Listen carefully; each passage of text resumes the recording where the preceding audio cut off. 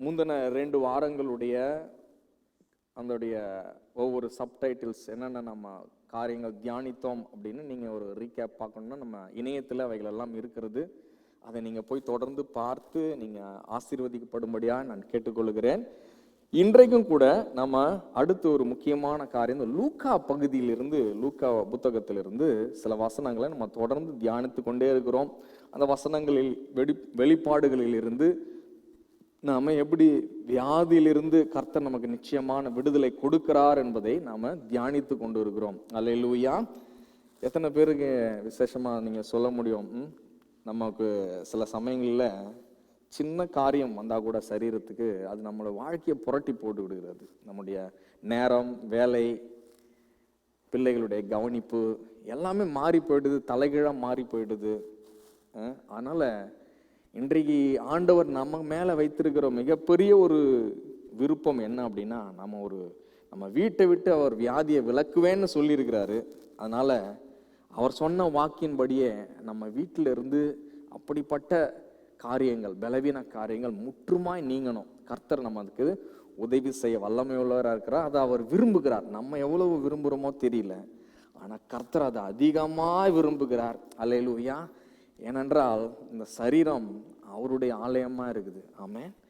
இந்த சரீரத்தின் மீது நீங்க எவ்வளவு அக்கறை உள்ளவராக இருக்கிறீங்களோ இல்லையோ, ஆனா கர்த்தர் ரொம்ப அக்கறை உள்ளவராக இருக்கிறார்.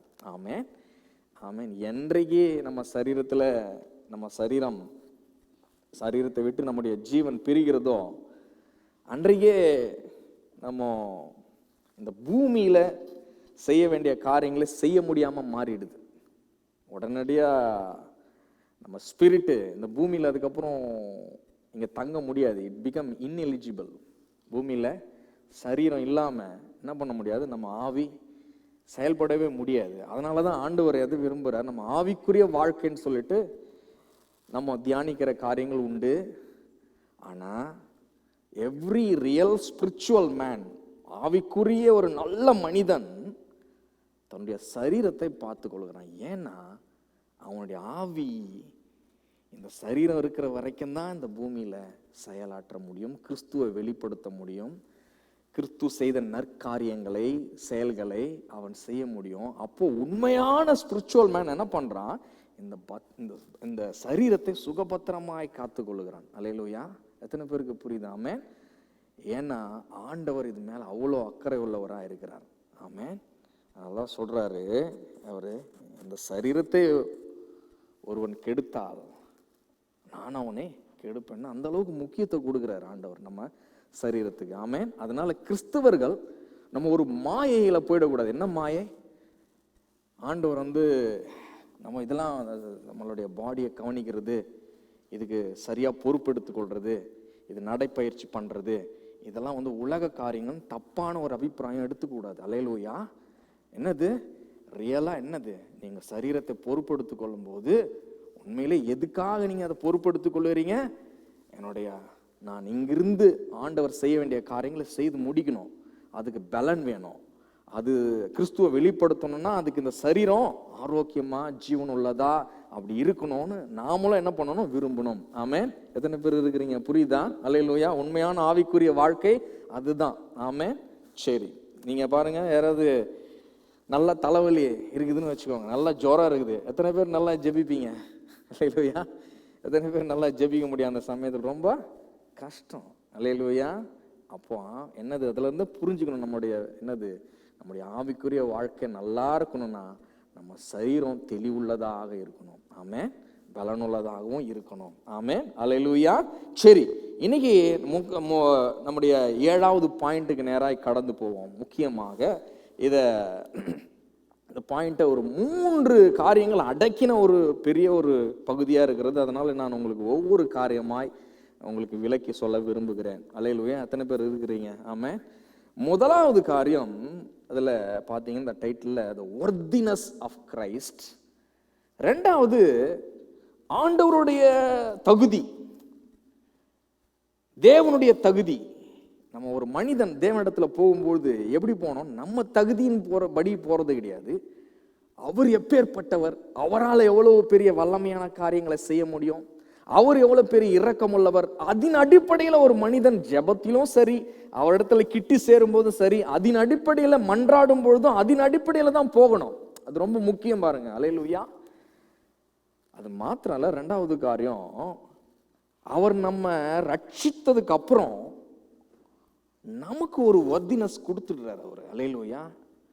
நமக்கும் என்னது, ஒரு தகுதியை கொடுத்துறாரு. என்னது, சீஷன் என்கிற ஒரு தகுதி, தேவ பிள்ளை என்கிற ஒரு தகுதி, இயேசுவின் ரத்தத்தினால கழுவப்பட்டவன்ற ஒரு தகுதி. இந்த தகுதியெல்லாம் அப்படியே நம்ம ஐயோ இதுக்கப்புறம் நான் ஒன்றும் கிடையாது அப்படின்னு நினைச்சு, அது தாழ்மைக்காக அப்படி இருக்கலாம். ஆனா அந்த தகுதியில அப்படியே நிலைத்திருக்கணும் பாருங்க. ரத்தம் கழுவப்பட்ட ஜனமாகவே நம்ம நடக்கணும். தேவனுடைய பிள்ளையாகவே நம்ம வாழணும். தேவனுடைய பிள்ளைக்கு அடையாளங்கள் என்ன, அந்த அடையாளங்களின் படி நம்ம வாழணும். ரட்சிக்கப்பட்ட அடையாளங்களின் படி நாம ஒரு வாழணும். அப்போ அதுவும் ஒரு இருக்குது. என்னது, the worthiness of our salvation.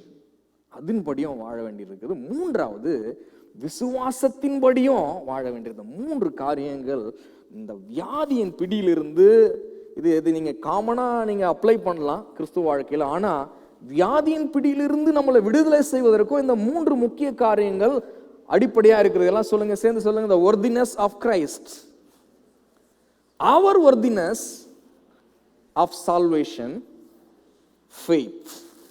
இது 3ஐயும் நம்ம பார்க்க போறோம். கொஞ்சம் நேரம் நம்ம அதை செலவழித்து விட்டு அடுத்து 7வது பாயிண்ட்டுக்கு நேரம் நம்ம, அதுக்கப்புறம் 8வது பாயிண்ட்டுக்கு நேராக நம்ம கடந்து போவோம். சில காரியங்களை நம்ம பார்ப்போம். முதலாவது இந்த வசனத்தை நம்ம பார்க்கலாம். நம்முடைய லூக்கா எழுதின புத்தகம், லூக்கா எழுதின 4வது அதிகாரத்திலிருந்து சில காரியங்களை பார்க்க போறோம். இங்க என்னன்னா, லூக்கா எழுதின புத்தகத்துல ஒரு நூற்றுக்கு அதிபதி இருக்கிறாரு. அவருக்கு ஒரு ரொம்ப பிரியமான ஹைலி வேல்யூடு சர்வெண்ட் இருக்கிறார். அவர் வீட்டில் என்னது, அவனுக்கு ரொம்ப பாத்திரமான ஒரு வேலைக்காரன் இருக்கிறான். ரொம்ப குறிப்பிட்ட போட்டிருக்குது. என்னது, அந்த சர்வெண்டோட ஒர்தினஸ் போட்டுக்குது. என்னது, ரொம்ப ஹைலி வேல்யூடு சர்வெண்ட். அவன் வீட்டில் இருந்ததுலேயே ரொம்ப பிரியமான ஒரு சர்வெண்ட்டுக்கு உடம்பு சரியாமலாம் போயிடுச்சு. படுத்த படுக்கையா இருக்கிறான். இப்போ அந்த நூற்றுக்கு அதிபதி பாருங்க, இப்போ இவனுடைய ரொம்ப பிரியமான, ரொம்ப ஹைலி வேல்யூடு சர்வெண்டா இருக்கிறபடினாலே என்ன பண்றான், இஸ்ரவேலுடைய அங்க இருக்கிற நல்ல மூப்பர்களை அழைச்சு அவங்கள இயேசு கிட்ட ஆள் அனுப்பி விடுறான். அல்லேலூயா. ஆள் அனுப்பி விடுறான். ரெண்டாவது, அங்க மூப்பர்கள் வராங்க, இயேசு கிட்ட அப்ரோச் பண்றாங்க. இயேசு கிட்ட அவங்க சொல்லும்போது சொல்றாங்க, லூக்கா 4:5, அவன், அதாவது இந்த நூற்றுக்கு அதிபதி, அவன் நம்முடைய ஜனத்தை ரொம்ப நேசிக்கிறான்.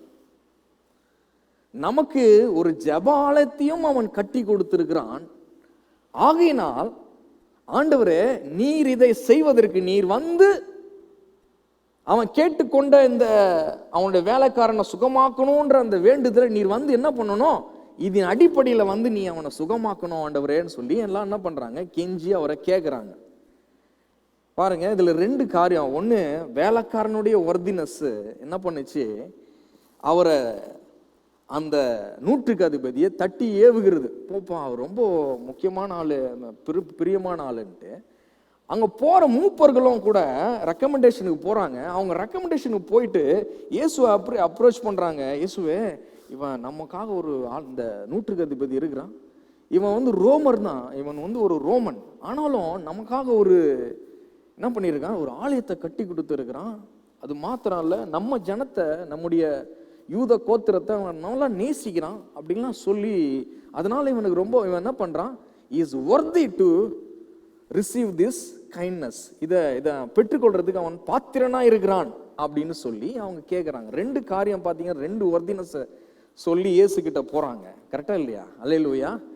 ஆனா இயேசு கிட்ட போகும்போது உண்மையிலே நம்ம எப்படி போகணும், தேவனிடத்துல போகும்போது எப்படிதான் பொறுத்து போகணும்னா, கிறிஸ்துவினுடைய தகுதியின் அடிப்படையில் போகணுமே தவிர, நம்முடைய தகுதியின் அடிப்படையில் அங்கே போய் கேட்கறது அதெல்லாம் இருக்கக்கூடாது. அல்லேலூயா. ரொம்ப முக்கியமான பாயிண்ட். இப்போ கேட்குறாங்க. இப்போ இந்த காரியத்தை கேட்ட உடனே இயேசு என்ன பண்றாரு, சரி நான் போலாம் அப்படின்னு சொல்லிட்டு அவங்க கூட கடந்து போகிறாரு. அவனை குணப்படுத்தும்படியாக அவரு போகிறாரு. அப்பொழுது 4வது அதிகாரத்தின் 6வது வசனத்துல, அப்பொழுது இயேசு அவர்களுடைய கூட போனார். அந்த வீட்டுக்கு சமீபமான போது, இன்னும் கொஞ்சம் தூரம் தான் இருக்குது, வீட்டுக்கு போயிடலாம் அந்த நூற்றுக்கு அதிபதி வீடு. அப்போ அந்த சமயத்துல நூற்றுக்கு அதிபதி அவன் அந்த தன்னுடைய சிநேகிதரை நோக்கி, நீ போய் ஆண்டவர்கிட்ட சீக்கிரமா சொல்லு, அவரை போய், நீங்க ஆண்டவரே நீங்க ரொம்ப என்ன பண்ண வேணாம், வருத்தப்பட வேணாம். வருத்தப்படனா என்னது, ரொம்ப அலட்டிக்காதீங்க ஆண்டவரே, நீங்கெல்லாம் இப்படி வந்து கஷ்டப்பட்டு வரணும்லாம் அவசியம் இல்லை, ரொம்ப நீங்க அலட்டிக்க வேண்டாம். நீர் என் வீட்டு வாசலுக்குள் பிரவேசிக்க நான் பாத்திரன் அல்லன்றான் பாருங்க. அல்லேலூயா. ரொம்ப ரொம்ப இதுக்கு முன்னாடி 2 காரியங்கள். இவன் வேலைக்காரன் ரொம்ப பாத்திரவான், இந்த நூற்றுக்கு அதிபதி ரொம்ப பாத்திரவான், ரொம்ப தகுதி இருக்குது, ஒர்த்தி இருக்குது அப்படின்னு சொல்ல ஆட்கள். ஆனா இந்த நூற்றுக்கு அதிபதி எப்படி ஃபீல் பண்றான் பாருங்க. அவன் ஆண்டவர்கிட்ட சொல்றான், ஆண்டவரே நீ என் வீட்டுக்குள்ள நுழையிறதுக்கு நான் பாத்திரவான் அல்ல அப்படின்றான். அல்லேலூயா. ஐ அம் நாட் வொர்தி அப்பா, ஆனாலும் நீர் ஒரு வார்த்தை அங்கிருந்தே சொல்லுங்க, என் வேலைக்காரன் படைச்சிருவான் அப்படின்றாரு. அல்லேலூயா. கேட்டுக்கொண்ட உடனே ஏசப்பாவுக்கு ரொம்ப ரொம்ப சந்தோஷம். அல்லேலூயா.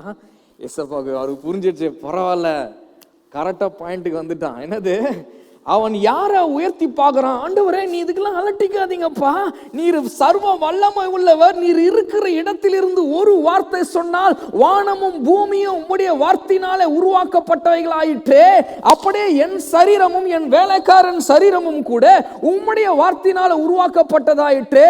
ஆண்டவரே எங்களுடைய வர்தினஸை பார்க்கலாம், எங்களுடைய தகுதிகளை பார்க்கலாம், தேவ குமாரனுடைய தகுதி மிகப்பெரிய தகுதி, அவர் எங்களுக்காக மரித்து உயிரோடு எழுந்தவர்னு நமக்கும் அப்படிப்பட்ட எண்ணம் வேணும். அல்லேலூயா. ஆமென். அவர் சொன்னா எல்லாம் ஆகும் அப்படின்ற விதத்துல நம்ம வரணும். அப்படி வரும்பொழுது என்ன நடக்குது, அற்புதம் நடக்குது. அல்லேலூயா. அப்போ முதலாவது அது ரொம்ப முக்கியம். இப்போ இதுல ஒரு காரியத்தை நம்ம உங்ககிட்ட ஒரு கேள்வி என்னன்னா, உங்கள் தகுதியா கிறிஸ்துவின் தகுதியா? நீங்க ஜெபிக்கும் பொழுது உங்கள் தகுதியா கிறிஸ்துவின் தகுதியின் அடிப்படையில நீர் அவரிடத்துல வர்றீங்களா? அல்லேலூயா. நீங்க ஆண்டவரிடத்துல ஒன்றை கேட்கும் பொழுது நீங்க உங்க தகுதியின் அடிப்படையில் வருகிறீர்களா, அல்லது கிறிஸ்துவின் தகுதியின் அடிப்படையில் அவரிடத்துல நீங்கள் கேட்கிறீர்களா, மன்றாடுகிறீர்களா என்று நம்ம பார்க்கணும். அவரிடத்துல ஒரு சுகத்தை கேட்கும் போது நீங்க உங்க தகுதியின் அடிப்படையில கேட்கிறீங்களா, அல்லது கிறிஸ்துவினுடைய தகுதியின் அடிப்படையில் நீங்க கேட்கிறீர்களா என்பது ரொம்ப முக்கியம். அல்லேலூயா. முதலாவது பாயிண்ட் நீங்க வேணும்னா எழுதி கொள்ளுங்க, கிறிஸ்துவின் பாடுகளை வீணாக்காதீர்கள். சொல்லுங்க, பக்கத்தை பார்த்து சொல்லுங்க, கிறிஸ்துவின் பாடுகளை வீணாக்காதீர்கள். அப்படின்னா என்ன அர்த்தம்னா, நீங்க அவர் கேட்பார், ஆண்டவர் பவுல் சில இடங்கள்ல அவர் கேட்பாரு, அப்பா விருத்த சேதனம் பண்றிய, நீ இப்படி பண்ணாதான் ரட்சிக்கப்படுவ, உன் சரீரத்தில் இந்த சுய முயற்சியின் சரீர முயற்சினால, சரீரத்தில் செய்யப்படுகிற அந்த செயலினால நீ அப்பதான் அப்படிதான் ரட்சிக்கப்படுவேன்னு நினைச்சினா சிலுவை பாடுகள் வீணா இருக்குமே. அல்லேலூயா. இன்னைக்கு சில நம்ம வாழ்க்கையில் நிறைய காரியங்கள் இருக்குது பாருங்க. கேட்டோம், நமக்கு சில காரியங்களை நம்ம ஆண்டவரை நம்ம எப்படி பார்க்கிறோம், ரொம்ப ரொம்ப முக்கியத்துவமா பார்க்கிறோம். கரெக்டு. அவர்கிட்ட வரும்போது சரியா வரணும்னு நமக்கு அந்த எண்ணங்கள் இருக்கிறது, அதுவும் ரொம்ப கரெக்டு தான். ஆனா பிரச்சனை என்னன்னா, மிகப்பெரிய பிரச்சனை என்னன்னா, நாம நம்முடைய சுய முயற்சினாலையும் சரீர முயற்சினாலையும் நம்ம என்னைக்குமே என்ன பண்ண முடியாது அப்படின்னா, நம்ம ரட்சிக்கப்பட முடியாது. சால்வேஷன் அப்படி வராது. நம்முடைய ஆரோக்கியமும் சுகமும் கூட அப்படியாக செயல்பட முடியாது. ஏன்னா நிறைய பேர் தடைப்பட்டு நிற்கிறது எதுக்குன்னா, சரி நான் கொஞ்சம் கிளென்ஸ் பண்ணிக்கிறேன், என்ன கொஞ்சம் தகுதிப்படுத்திக்கிட்டு அப்புறமா நான் என்ன பண்ணுறேங்க, சர்ச்சுக்கு வரணும். ஏங்க சர்ச்சுக்கு வர மாட்டேறீங்க, என்ன கொஞ்சம் தகுதிப்படுத்துறது இருக்குது. ஏன்னா அவங்களுக்கு பயம், என்னது, அவங்களுக்கு வேற பழைய காலத்துடைய அந்த சிந்தனை, நான் என்னை கொஞ்சம் தகுதிப்படுத்த வேண்டியது இருக்குது, நான் அதுக்கப்புறம் தகுதிப்படுத்திக்கிட்டு வரேன்னுவாங்க. ஏங்க ஏங்க நீங்கள் அதை கம்யூனியன்லாம் எடுக்க மாட்டீங்க, ஞானஸ்தானம்லாம் எடுக்க மாட்டீங்க சொல்லுவாங்க. ஐயோ அது ரொம்ப முக்கியம், ரொம்ப நான் என்ன பண்ணணும், இன்னும் கொஞ்சம் நான் என்ன பண்ண வேண்டியிருக்குது, கொஞ்சம் கிளென்ஸ் பண்ண வேண்டியிருக்குது, என்ன கொஞ்சம் பரிசுத்தம் பண்ண வேண்டியிருக்குது. அதுக்காக நான் என்ன பண்ணுறேன், நான் சில பிரயாசங்களை பட்டு கொண்டு இருக்கிறேன். எப்போ நான் அதில் ஜெயிக்கிறேனோ அப்போ நான் வரேன் அப்படின்ற காரியங்கள் நான் கேள்விப்பட்டிருக்கிறேன். ஆனால் உண்மையே என்னன்னா, நம்ம பாஸ் ஆகுறதுக்கு இது எப்படிப்பட்டது இருக்குண்ணா, இது எப்படிப்பட்ட ஒரு காரியம். நான் எடுத்துக்காட்டுக்கு, நான் பாஸ் ஆனதுக்கு அப்புறம் நான் ஸ்கூலில் ஜாயின் பண்ணிக்கிறேன்ற மாதிரி. என்னது, நான் தேர்ச்சி அடைஞ்சதுக்கு அப்புறம் நான் ஸ்கூலில் சேர்ந்துக்கிறேன்ற மாதிரி. ஆனால் ஸ்கூலில் சேர்றது எதுக்கு? தேர்ச்சி பெறதுக்கு தான். அல்லேலூயா. சேர்ந்தாதான் அவங்க என்ன பண்ணுவாங்க. எத்தனை பேர் டியூஷன் படிச்சிருக்கீங்க? டியூஷன் படிச்சிருக்கீங்களா? எதுக்கு டியூஷன் போய் சேர்றோம்? ஒன்றும் ஏறல அப்படின்றது. நம்ம அப்பா என்ன பண்றாரு, இது மேக்ஸ்லாம் இது தேராது, என்ன பண்றாரு, அதனால தான் அங்கே சேர்த்து விட்றாரு. இங்க இல்லைங்க, நான் கொஞ்சம் மேக்ஸ்லாம் பார்த்துட்டு எல்லாம் படிச்சுட்டு அப்புறமா உள்ள வரேன்னு சொன்னீங்கன்னா, அங்கே என்ன அது, மேக்ஸ் மாஸ்டருடைய படிப்புலாம் வீணாய் இருக்குமே, கிறிஸ்துவின் பாடுகள் வீணாய் இருக்குமே. எத்தனை பேருக்கு புரியுது நான் சொல்றது? ஆமென், அல்லேலூயா. அப்போ அப்படி நம்ம இருக்கக்கூடாது. இன்னைக்கு சொன்னீங்கன்னு வச்சுங்களேன், போயிட்டு நான் டாக்டர், அவர் எவ்வளோ பேர் பிஹெச்டி பண்ணியிருக்கிறாரு, அவர்கிட்ட நான் இதெல்லாம் கொஞ்சம் சரியாகட்டும், என்னது உடம்புலாம் கொஞ்சம் சரியாகட்டும், சரியானதுக்கு அப்புறம் டாக்டர்கிட்ட வரேன். அவர் எப்பேற்பட்டவர், அவர் ரொம்ப நிறைய படிப்புலாம் படிச்சிருக்கிறாரு, இதெல்லாம் பண்ணி நம்ம போய் இப்படி போய் நிற்கலாமா அப்படின்னு கேட்டிங்கன்னா, அதை விட பெரிய முட்டாள்தனம் ஒன்றுமே இல்லை. எதுக்கு டாக்டர் கிட்ட போகிறதுக்கே எதுக்கு? உங்ககிட்ட வியாதி இருக்கிறதுனால தான் டாக்டர்கிட்டே நீங்கள் போகிறீங்க. அல்லேலூயா, கரெக்டா இல்லையா? அப்போ டாக்டர் கிட்ட போகும்போது நீங்கள் சரிப்படுத்திக்கிட்டு டாக்டர்கிட்ட போவீங்களா? டாக்டர்கிட்ட போகும்போது எப்படி போவீங்க? உங்களோட செல்ஃப் ஒர்தினஸ் ஒன்றுமே இருக்காது. அல்லேலூயா. அவர்கிட்ட போகும்போது அவர் எப்பேற்பட்டவர், அவரால் எவ்வளோ பெரிய குணம் நமக்கு கொடுக்க முடியும், என்ன மாதிரி பிரிஸ்கிரிப்ஷன் அவருக்கு நமக்கு கொடுக்க முடியும், அதை பொறுத்து தான் நீங்கள் அவர்கிட்ட போகிறீங்க. அல்லேலூயா, கரெக்டா இல்லையா? ஆமென். சில எப்படி சொல்லுங்க, அவர் ஏற்கனவே மாத்திரையை கொடுத்துருக்கிறாருன்னு வச்சுக்கோங்க. நீங்கள் என்ன நினைக்கிறீங்க, சரி இருக்கட்டும், சரியானதுக்கு அப்புறம் மாத்திரையை போடலாம். அல்லேலூயா. இது எல்லாம் சரியானதுக்கு அப்புறம் கொடுத்ததை போடலான்னா, அதை காட்டிலும் ஒரு முட்டாள்தனம் கிடையவே கிடையாது. கரெக்டா இல்லையா? நீங்க என்ன பண்ணணும், அது கொடுத்த மாத்திரை எதுக்கு அப்படின்னா, அவர் பிரிஸ்கிரைப் பண்ணியிருக்கிறாரு. அந்த பிரிஸ்கிரிப்ஷன் எதுக்குன்னா, நீங்க அதை சாப்பிடணும். எப்போ? வியாதியா இருக்கும்பொழுதே தான் சாப்பிடணும். அல்லேலூயா. அதுக்கு தான் ஆண்டவராகிய இயேசு கிறிஸ்து உங்களுக்காக அவர் நல் மருத்துவராக வந்தார், சிலுவையில நமக்காக பாடுகள் பட்டார், அவர் சிலுவையில மரித்தார், சிலுவையில ஒரு பாடுகள் ஏற்றுக்கொண்டார். இவ்வளவு பாடுகள், மரணம், வெட்கம், அவமானம், நிந்தை அத்தனையும் அவர் நமக்காக பட்ட பாடுகள். நீங்க எதையாவது தடப்படுத்தி வச்சிருப்பீங்கன்னு வச்சுக்கோங்களேன், உங்களுடைய செல்ஃப் தகுதிக்காக, உங்களுடைய ஒர்தினஸ்க்காக நீங்க தடப்படுத்தி வச்சிருப்பீங்க அப்படின்னா என்ன ஆகாது, சிலுவையின் பாடுகள் எல்லாம் வீணா போயிருக்கும். கொடுத்த மாத்திரைகள் வீண், டாக்டர் படித்த பிஹெச்டி, அவர் படித்த அத்தனை காரியங்களும் வீண், அப்படி ஆயிடும். அல்லேலூயா. அத்தனை பேருக்கு சொல்றது புரியுதாமே?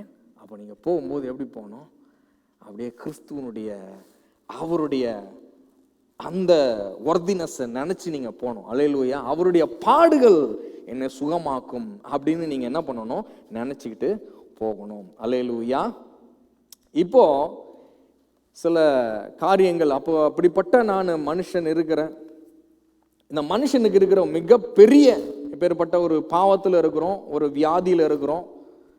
அப்படிப்பட்ட மனிதர்கள் பாவத்தில் இருக்கிறோம், வியாதியில் இருக்கிறோம், சில அடிக்ஷனில் இருக்கிறோம்.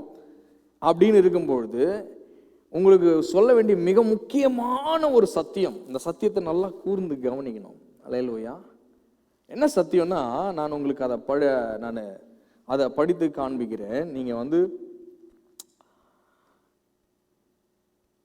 நம்முடைய ரோமர் 6வது அதிகாரத்தில் நீங்க போனீங்கன்னா அதுல 14வது வசனம் சொல்லும், நீங்க கிருபைக்கு கீழ்பட்டிருக்கிறபடினாலே. அதாவது நியாயப்பிரமாணத்துக்கு இல்லை, உங்க சொந்த சரீர முயற்சிகள்ல நீங்க நியாயப்பிரமாணத்துக்கு கீழ்பட்டு இருக்கிறபடினாலே பாவம் உங்களை மேற்கொள்ள மாட்டாதே. எல்லாம் சேர்ந்து சொல்லுங்க. நீங்கள் கிருபைக்கு கீழ்பட்டு இருக்கிறபடியால் பாவம் உங்களை மேற்கொள்ள மாட்டாதே. அதேதான், நீங்க கிருபைக்கு கீழ்பட்டு இருக்கிறபடினால வியாதி உங்களை மேற்கொள்ள மாட்டாது. எது எப்படி கிருபைக்கு எப்படி நம்ம கீழ்பட்டு இருக்கிறது? இன்னைக்கு நமக்கு வியாதி பலவீனம் வந்துடுச்சு, அல்லது ஒரு அடிக்ஷன் இருக்கிறது, அது நம்மளை விட்டு போகாம தொடர்ந்து வந்து கொண்டே இருக்கிறது. நீங்க அதை எப்படி எதிர்ப்பீங்க? அதை எப்படி நீங்க அதை மேற்கொள்வீங்க? அதை மேற்கொள்ளணும்னு நீங்க நினைக்கும் பொழுது எப்படி எந்த விதத்துல போவீங்க அப்படின்னா, ஒருவேளை அந்த டெம்ப்டேஷன் வருதுன்னு வச்சுக்கோங்களேன், அல்லது அந்த பலவீனம் நம்முடைய சரீரத்தை தட்டி பார்க்குதுன்னு வச்சுக்கோங்களேன், அல்லது அந்த அடிக்ஷனுடைய எண்ணங்கள் நம்ம மனசை தட்டி பார்க்குற சமயத்தில் நீங்கள் என்ன பண்ணணும்? எல்லாத்தையும் அப்படியே ஒதுக்கி வச்சுட்டு உங்கள் சுய முயற்சியினால நீங்கள் முயற்சி பண்ணீங்கன்னா அதை மேற்கொள்ள முடியாது. உடனே என்ன பண்ணுவீங்க? சிலுவையின் அடிவாரத்துக்கு போயிடணும். அல்லேலூயா. சிலுவையின் அடிவாரத்துக்கு அங்கே போயிடணும். போயிட்டு, இயேசுவே, நான் உம்முடைய சிலுவை பாடுகளை நான் பார்க்கிறேன். எனக்காக இந்த விலை கிரயம் கொடுத்து என்னை நீ இருளில் இருந்து வெளிச்சத்துக்கு மீட்டு கொண்டதை நான் பார்க்கிறேன். இந்த பேர்பட்ட பாடுகளை சிலுவையில நீர் அனுபவித்து வெட்க, அவமானம், நிந்தை இது எல்லாத்தையும் சுமந்து உன் சரீரத்துல பாடுகளை அனுபவித்து நீர் எங்களை பாவ சரீரத்தில் இருந்து விடுதலையாக்கி விட்டீர். இனி எங்களுடைய சரீரங்கள் பாவத்திற்கு அடிமைப்பட்டதல்ல, எங்களுடைய சரீரங்கள் எல்லாம் தேவனுக்கு அடிமைகளாக்கப்பட்டிருக்கிறது. அல்லேலூயா. இதை நாம அந்த இடத்துல பார்க்கிறோம், அதை தியானிக்கிறோம், அதை அப்படியே அறிக்கை செய்கிறோம். என்னது சொல்லுங்க என்னோட சேர்ந்து? என்னுடைய சரீரங்கம், சரீர அவயவங்கள் பாவத்திற்கு விடுதலையாக்கப்பட்டு தேவனுக்கு அடிமையாக்கப்பட்டிருக்கிறது. இரண்டாவது, என்னுடைய சரீர உடல் உறுப்புகள் எல்லாம் பாவத்திலிருந்து விடுதலை செய்யப்பட்டு நீதிக்கு அடிமைப்பட்டிருக்கிறது. எதுக்கு அடிமைப்பட்டிருக்கிறது? இரண்டாவது, நீதிக்கு அடிமைப்பட்டிருக்கிறது. மூன்றாவது, என்னுடைய சரீரங்களும் என்னுடைய சரீரத்தின் உடல் உறுப்புகளும் இன்னைக்கு பாவத்திலிருந்து விடுதலை செய்யப்பட்டு இவைகள் நீதிக்குரிய ஆயுதங்களாக கொடுக்கப்பட்டிருக்கிறது. அல்லேலூயா. இந்த மூணு காரியத்தை நாங்கள் சிலுவையில் அடிவாரத்தில் வந்துட்டு நம்ம என்ன பண்ணணும்? ஆண்டவராகிய சிலுவை பாடுகளை நம்ம யோசிச்சுட்டு இயேசுவின் ரத்தத்தை தியானிச்சுட்டு இந்த மூன்று காரியங்களையும் நீங்கள் சொல்லணும். அல்லேலூயா. ஒன்று, என் சரீரம் பாவத்துக்கு விடுதலை செய்யப்பட்டு இன்னைக்கு தேவனுக்கு அடிமையாக்கப்பட்டு இருக்கிறது, அதனால இனி இது பாவத்துக்கு ஊழியம் செய்ய முடியாது. ரெண்டாவது, என்னுடைய சரீரம் எங்க பாவத்திலிருந்து விடுதலை செய்யப்பட்டு இன்னைக்கு நீதிக்கு அடிமையாக்கப்பட்டுடுச்சு. அதே மாதிரி என்னுடைய சரீரம் இன்னைக்கு பாவத்திலிருந்து விடுதலை செய்யப்பட்டு இனி நீதிக்குரிய ஆயுதங்களாக இன்று இருக்கிறது. அல்லேலூயா. இது என்னங்க அர்த்தம் அப்படின்னா, இதுக்கு என்ன, இதை எப்படி நீங்க நல்லா விளங்கிப்பீங்க அப்படின்னா, எப்படி விளங்கிக்கிறது? இவ்வளவு நாளும் பாவம் செய்ய ஓடின கால்கள்ல நம்ம அதை செய்யறதுக்கு கால்கள் போகுதுன்னு வச்சுக்கோங்களேன். இதே கால்களை தான் ஆண்டவர் இன்னைக்கு என்னவா மாத்திருக்கிறாரு? இன்னைக்கு அவருடைய ஆயுதமா மாத்தி இதை இன்றைக்கு தேவனுடைய சுவிசேஷம் சொல்றதுக்கான பாதங்களாய் மாற்றி விட்டார். அல்லேலூயா. அந்த ஆயுதமா இருந்துச்சு, இது பாவத்திற்குரிய ஆயுதமா இருந்துச்சு, இன்னைக்கு நீதிக்குரிய ஆயுதமா கர்த்தர் மாற்றி விட்டார். அல்லேலூயா. கண்களை எடுத்துக்கோங்களேன். கண்களை பத்தி ஆண்டவர் சொல்றது என்னன்னா, கண்ணானது சரீரத்தினுடைய லேம்ப் ஆக இருக்கிறது. லேம்ப்னா என்னது? மின்சார விளக்கா இருக்கிறது. புரியுதா? கண் என்னவா? இந்த வீட்டுக்கு, சரீரம்ன்ற இந்த வீட்டுக்கு இதுதான் என்ன இருக்குதான்? லேம்பா இருக்குதான். அப்போ கண்ணு இருட்டா இருந்துச்சுன்னா சரீரம் முழுசும் இருட்டா இருக்குமா? இந்த கண்ணு வெளிச்சமா இருந்துச்சுன்னா சரீரம் முழுசும் வெளிச்சமா இருக்கும். அப்போ நிறைய வியாதிகள் நம்ம சரீரத்துக்குள்ள நுழையிறதுக்கு இடம் கொடுக்கிறது எது தெரியுமா? இந்த கண்கள். இவ்வளவு நாளும் இது பாவத்துக்கு அடிமைப்பட்டு இருந்துச்சு. இவ்வளவு நாளும் இந்த அவயவம் பாவத்துக்கு அடிமையா இருந்துச்சு. இவ்வளவு நாளும் அது பாவத்துக்கு ஆயுதமா இருந்துச்சு. இது இனிமே என்ன ஆயிட போகுது? தேவனுக்கு அடிமையா மாற போகுது. அது வெளிச்சமா மாறுறதுக்கு நீங்க என்ன பண்றீங்க? உங்க கண்களினால, மன கண்களினால நீங்க இயேசுவை தியானிக்கிறீங்க. நீங்க நிறைய பேர் யோசிச்சு பாருங்க, மற்ற காரியத்தை கொஞ்ச நாள் பார்த்துக்கிட்டே இருங்களாம் பார்ப்போம். நீங்க பெரிய பாவம்லாம் பண்ண வேணாம். சின்ன தேவையில்லாத சின்ன காரியங்களை போய் பார்த்துக்கிட்டே இருங்க. மனசு ஃபுல்லா நீங்க அந்த பார்க்கிற அந்த காரியங்கள்னால நிரம்பிடும். யாக்கோபு ஒரு ஐடியா பண்ணான். ஆண்டவர் சூப்பர் ஐடியா கொடுத்தாரு. என்ன ஐடியா கொடுத்தாருன்னா, இந்த ஆடுலாம் வந்து மேயும் பாரு, நல்லா அதுங்க வந்து தண்ணி குடிக்கும்ல. அப்போ அதுக்கு முன்னாடி என்ன பண்ணு, கலப்பம் வரியும் நிரம்பி இருக்கிற அந்த கொப்புகளை, அதாவது தாவர கொப்புகள் இருக்கும் இல்லையா, அதாவது என்ன சொல்லுவாங்க, செடி இருக்கும், இலையெல்லாம் அதெல்லாம் வெட்டிட்டு வா. அது என்ன, அந்த இலையில என்ன இருக்கணும்? அந்த இலையில என்ன இருக்கணும்? நிறம், கலப்பு நிறமா இருக்கணும், வரி வரியா இருக்கணும். அதை கொண்டு வந்து அதுக்கு முன்னாடி போடு. அதுங்க நல்லா அதை அவைகள் சாப்பிட்டுட்டு என்ன பண்ணும்? அவைகள் ஈனும் பொழுது என்ன பண்ணுச்சு? அதே மாதிரி வரி உள்ளதும் கொப்புள்ளதுமான ஆடுகளா ஈந்துதான்.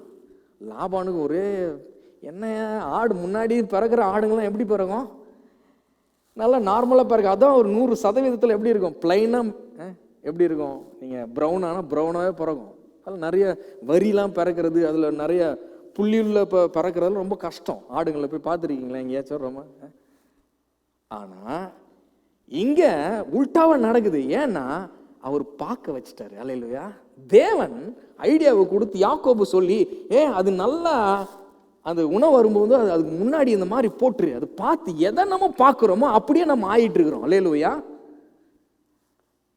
அதனால பவுல் சொல்றாரு, புண்ணிய எதுவோ, கற்புள்ளவைகள் எவைகளோ, நன்மையானவைகள் எவைகளோ, இவைகளையே நீங்கள் தியானித்துக் கொண்டிருங்கள். அல்லேலூயா. இதையே நீங்க தியானித்து கொண்டிருந்தீங்கன்னா, இதையே பார்த்து கொண்டிருந்தீங்கன்னா, இதையே நீங்க தியானித்து கொண்டிருந்தீங்கன்னா அத மாதிரி ஆயிட்டு இருக்கிறீங்க. அல்லேலூயா. மனசுக்கும் சரீரத்துக்கும் பெருசா வித்தியாசம் இல்லை தெரியுமா? டாக்டர்ஸை கேட்டீங்கன்னா, சைக்கியாட்ரிஸ்ட கேட்டீங்கன்னா என்ன சொல்லுவாங்கன்னா, மனதினுடைய திடப்படுத்தப்பட்ட காரியம் தான் சரீரம். அதாவது மனசுல இருக்கிற டிப்ரெஷன் சில சமயங்களில் சரீரத்தில் உங்களுக்கு என்னவா இருக்கும்? டைஜஷன் சிஸ்டத்தை பிடிச்சி வச்சிருக்கோம். அல்லேலூயா. என்ன பண்ணிருக்கோம்? பசி எடுக்காதுன்னு கேட்டிருக்கீங்களா? இல்லையா?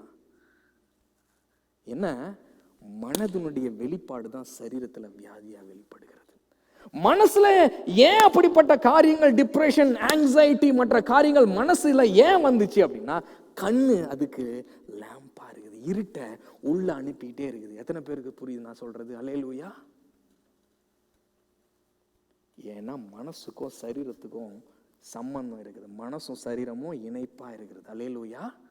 அதனால சில டாக்டரை கேட்டு நல்லா சிரிங்கன்னுவாங்க, மன மகிழ்ச்சியா இருக்கும். அதனால ஆண்டவரும் நீதிமொழியில சொல்லி வச்சிருக்கிற, மன மகிழ்ச்சி நல்ல ஔஷதம், அதான் என் நல்ல மருத்துவ. மனசுல மகிழ்ச்சி இருந்தா சரீரத்துல என்ன ஆயிடுமா? வியாதியெல்லாம் போயிடுமா? பாத்தீங்களா? அப்போ இந்த மனசுக்குள்ள காரியங்களை கொண்டு போகிற சேர்க்கிற ஒரு பிரதான லேம்ப் எது அப்படின்னா, வழி எதுனா கண்கள். அல்லேலூயா. அப்போ அந்த கண்களை இவ்வளவு நாள பாவத்துக்கு அடிமைப்பட்டு இருந்ததை நீங்க எதற்கு அடிமையா மாத்துறீங்க? தேவனுக்கு அடிமைகள். தேவனுக்கு அடிமையா இருக்குது, தேவனுடைய ஆயுதமா இருக்கிறது. நன்மையானவைகளை, கற்புள்ளவைகளை, புண்ணியமானவைகளை சிந்திக்கிறதுக்கு, பார்க்கறதுக்கு, யோசிக்கிறதுக்கு நீங்க இடம் கொடுத்துட்டுனா, உங்களையே அறியாமல் உங்கள் மனதின் சிந்தனைகள் எப்படியோ அப்படியே நீங்களும் இருக்கிறீர்கள் என்று தேவனுடைய வசனம் சொல்லுகிறது. என்னது? ஒரு மனுஷனை மாத்தணும் அப்படின்னா அவனுடைய சிந்தனையை மாத்தணும். அவனுடைய வாழ்க்கையில் இருக்கிற சரீரத்தில் இருக்கிற வியாதிகளை மாத்தணும்னா அவன் மனசை நம்ம மாத்தணும். அதனால ஒருத்தர் சொன்னாரு, பிரியமானவனே, உன் ஆத்துமா வாழ்கிறது போல நீ எல்லாவற்றிலும் வாழ்ந்து சுகமாயிருந்தாரு. எத்தனை பேருக்கு புரியுது? இங்க நல்லா இருந்துச்சுன்னா இங்க நல்லா ஆயிடும். ஆமென். கைகளை தட்டி ஆண்டவருக்கு மகிமையை செலுத்தலாம். அல்லேலூயா. அப்போ நீங்க என்ன பண்ணணும்? நீங்க ஆண்டவர்கிட்ட போகும்பொழுது சிலுவை அடிவாரத்துக்கு போங்க. அங்கதான் உங்களுக்கு விடுதலை இருக்கிறது. அந்த பாவம் டெம்ப்டேஷன் உங்கள் சரீரங்களையோ அல்லது உங்க சிந்தனையை எட்டி பிடிக்க வரும்பொழுது நீங்க என்ன பண்ணுங்க? உங்கள் சரீர அவயவங்களை தேவனுடைய ஆயுதங்களாக எண்ணிக்கொள்ளுங்கள். தேவனுக்கு அடிமைகளாக்கப்பட்டிருக்கிறதை நீங்க மனசுல தியானிங்க. இந்த உடல் உறுப்புகள் எல்லாம் தேவனுக்கு இன்றைக்கு அடிமைகளாக மாற்றப்பட்டிருக்கிறது. நீங்க வாயினால அறிக்கை செய்யுங்கள். அல்லேலூயா. அந்த 3 காரியத்தை அறிக்கை செய்யுங்க. இயேசுவுடைய பாடுகளை அறிக்கை செய்யுங்க. தேவனுக்கு நம்முடைய சரீரம் அடிமையாக்கப்பட்டிருக்கிற அறிக்கை செய்யுங்க. அடுத்து நம்முடைய சரீரம் நீதிக்கு அடிமையாக்கப்பட்டிருக்கிறது அறிக்கை செய்யுங்க. அடுத்து நம்முடைய சரீரம் இன்னைக்கு நீதிக்குரிய ஆயுதங்களாக மாற்றப்பட்டிருக்கிறத நீங்க அறிக்கை செய்யுங்க. அல்லேலூயா. கால்கள் கண்கள் மாத்திரல்ல, கரங்களும் நம்முடைய சிந்தனைகளும் நம்ம உடல் உறுப்புகள் ஒவ்வொன்றும் அப்படியா தேவனுக்கு இன்றைக்கு அடிமைகளாக்கப்பட்டு இன்றைக்கு பாவ சரீரத்திலிருந்து விடுதலை ஆக்கப்பட்டு இருக்கிறது. அல்லேலூயா. எத்தனை பேர் உணர்கிறீங்க? இந்த அடிப்படையில் நீங்க போனீங்கன்னா கிறிஸ்துவின் பாடுகள் வீணாக்க மாட்டீங்க. அல்லேலூயா. கிறிஸ்துவின் பாடுகள் வீணாக போகாது. அது உங்களுக்கு பிரயோஜனத்தை கொண்டு வரும். மிகப்பெரிய பிரயோஜனத்தை உங்க வாழ்க்கையில் அது கொண்டு வரும். எத்தனை பேருக்கு புரியுது? அல்லேலூயா. கைகளை தட்டி ஆண்டவருக்கு மகிமையை செலுத்தலாமா? அல்லேலூயா. அப்போ உங்கள் தகுதியா கிறிஸ்துவின் தகுதியா அப்படின்னா நீங்க என்ன பண்ணணும்? கிறிஸ்துவின் தகுதியின் அடிப்படையில் நான் கடந்து வருகிறேன். அல்லேலூயா. எல்லாவற்றுக்கும் என்னால ஜெபிக்கணுமா? ஜெபம் பண்ணும்போது நீங்க என்ன பண்ணணும்? கிறிஸ்துவின் தகுதியின் அடிப்படையில் நீங்க ஜெபிக்கணும். கிறிஸ்து என்ன செஞ்சு முடிச்சார் அதன் அடிப்படையில் ஜெபிச்சீங்கன்னா காரியங்களை பெற்றுக்கொள்வீங்க. காரியங்களை நீங்க பெற்றுக்கொள்ள முடியும். அல்லேலூயா. சரி, இப்போ அடுத்த முக்கியமான காரியம், அப்போ நீங்க ஒருவேளை இன்னைக்கு நீங்க இணையத்துல பார்த்து கொண்டிருக்கிறீங்க, இங்க இருக்கிறீங்க அப்படின்னா, எனக்கு இதை பத்திலாம் தெரியலங்க, நான் இவ்வளவு நாள் நான் பாவத்தில் இருக்கிறேன், நான் ஒரு பாவத்தின் பிடியில் இருக்கிறேன், இந்த பாவ பிடி என் சரீரத்துல வியாதியா மாறி இருக்கிறது, என் சிந்தனையில் வந்த இந்த டிப்ரெஷன்கள் ஆங்ஸைட்டிகள் இன்னைக்கு சரீரத்துல வியாதியா மாறி இருக்குது அப்படின்னு கேள்விப்பட்டு நீங்க இன்னைக்கு இந்த சத்திய வசனம் உங்களுக்கு புரிய வைக்குமானால் என்னோடு கூட இந்த சேர்ந்து இயேசுவை நீங்க உங்க சொந்த ரட்சகரா நீங்க ஏற்றுக்கொள்ளுங்க. ஒருவேளை எங்க இருக்கிறீங்கனாலும் சரி, எதையாவது நீங்க தடைப்படுத்தி வச்சிருக்கிறீங்களா? ஏன் தகுதியின் அடிப்படையில நான் சபைக்கு வரேன், ஏன் தகுதியின் அடிப்படையில ஆண்டவர் என்ன சுகமாக்கட்டும் அப்புறமா நான் வரேன், என்ன ஆண்டவர் முதல்ல குணப்படுத்தட்டும் அப்புறமா நான் சர்ச்சுக்கு வரேன் அப்படின்ற மாதிரிலாம் சில காரியங்களை சொல்லி வச்சிருக்கிறீங்களா?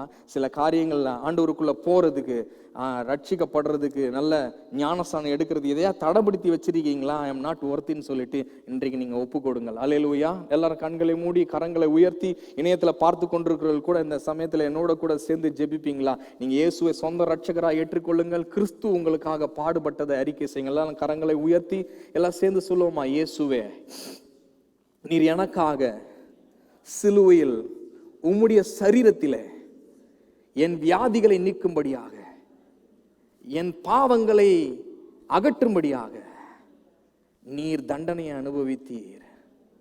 நான் அதை விசுவாசிக்கிறேன், அதை தியானிக்கிறேன்.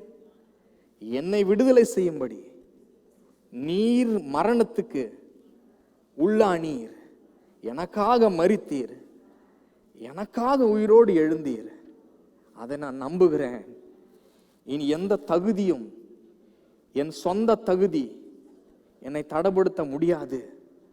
இயேசுவின் தகுதி என்னை சுகப்படுத்தும், இயேசுவின் தகுதி என்னை ரட்சிக்கும், இயேசு கிறிஸ்துவினுடைய தகுதி என்னை விடுதலை செய்யும். அதை உணர்ந்து கொள்ளுகிறேன். என் இருதயத்தில் வாரும், என்னை உன் பிள்ளையாக ஏற்றுக்கொள்ளும். இயேசுவின் நாமத்தில் ஜெபிக்கிறேன் நல்ல பிதாவே. இந்த ஜெபத்தை செஞ்சிருப்பீங்கன்னா கைகளை தட்டி ஆண்டவருக்கு மகிமையை செலுத்தலாம். அல்லேலூயா. ஆமென். இப்போ அடுத்த முக்கியமான காரியம், ரெண்டாவது இதுல இந்த கதையில இன்னொரு முக்கியமான காரியம், கிறிஸ்துவனுடைய மீட்கப்பட்ட தகுதின்னு ஒன்று நமக்கு இருக்குது. ரெண்டாவது காரியம் என்னது? இன்னைக்கு கிறிஸ்துவுடைய தகுதி பார்த்தோம். ரெண்டாவது என்னது? கிறிஸ்துவினால மீட்கப்பட்ட அந்த ஒரு தகுதி நமக்கு இல்லை இருக்குது. ஆமென். அதையும் நம்ம மறந்துடக்கூடாது. அப்போ இது சில பேர் நினைப்பாங்க, நம்ம கிறிஸ்டியனா மாறிட்டோம் இல்ல, ரட்சிக்கப்பட்டுட்டோம், இன்னைக்கு ஆண்டவரை நம்பி விசுவாசத்துக்குள்ள உள்ள வந்துட்டோம். வந்ததுக்கு அப்புறம் நம்ம என்ன பண்ணணும் அப்படின்னா, அந்த தகுதியில, ஆண்டவரால் ரட்சிக்கப்பட்ட அந்த தகுதியில நம்ம நிலைத்திருக்க வேண்டும். அதனாலதான் ரோமர் நிறைய ஒரு பெரிய இந்த கிருபையின் உபதேசத்துல ஒரு மிகப்பெரிய பிரச்சனை என்னன்னா, எங்கெல்லாம் பாவம் பெருகுதோ அங்க ஆண்டவருடைய கிருபை பெருகுமா. என்னது? எங்க பாவம் பெருகுதோ அங்க நான் பாவியா இருக்கிறேன்ற ஒரு மனுஷன் மேல ஆண்டவருடைய கிருபை அதிகமா இருக்குது. அவனை விடுதலை செய்யணும்னு பாக்குறாரு, குணப்படுத்தணும்னு நினைக்கிறாரு. ஆனா ரோமர் 6:1 போய் பார்த்தீங்கன்னா அவர் சொல்றாரு, கிருபை பெருகும்படிக்கு, கிருபை பெருகும்படிக்கு பாவத்தில் நிலை நிற்க கூடுமோ? அப்பா, நீ பாவியா இருந்தப்போ உன்னை ரட்சிக்கிறதுக்கு கிறிஸ்துவின் அடிப்படையில் வந்த கிறிஸ்து உன்னை ரட்சித்துட்டார், அப்படி ஏற்றுக்கொண்டார், அதுக்கு தேவையான மாத்திரையை கொடுத்தார், அதுக்கு தேவையான பிரிஸ்கிரிப்ஷனை கொடுத்தார், நீங்க ரட்சிக்கப்பட்டுட்டீங்க. ஆனா இன்னைக்கு ரட்சிக்கப்பட்ட இன்னைக்கு நாம என்ன பண்ணணும்? அதுல நிலை நிற்ந்த பாவத்திலிருந்து விடுதலை செஞ்சப்பட்டுட்டோம்.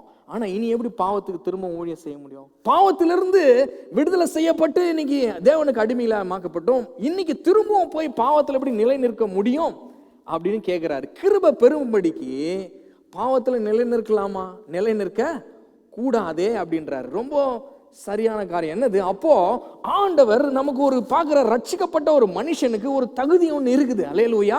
அந்த தகுதியோடு நம்ம என்ன பண்ணணும்? நடக்க நம்ம முயற்சி. யாரோட முயற்சி? ஆண்டவரை சார்ந்து கொண்டு முயற்சி பண்ணணும். அல்லேலூயா. சொல்லுங்க, ஆண்டவரை சார்ந்து கொண்டு நாம முயற்சி பண்ணணும். அல்லேலூயா. நம்ம சொந்த முயற்சி கிடையாது, தேவனுடைய கிருபையை சார்ந்து கொண்டு நாம முயற்சி பண்ணணும். அதனாலதான் சொல்றாரு, கிருபைக்கு கீழ்பட்டு இருந்தா என்ன பண்ண முடியாது?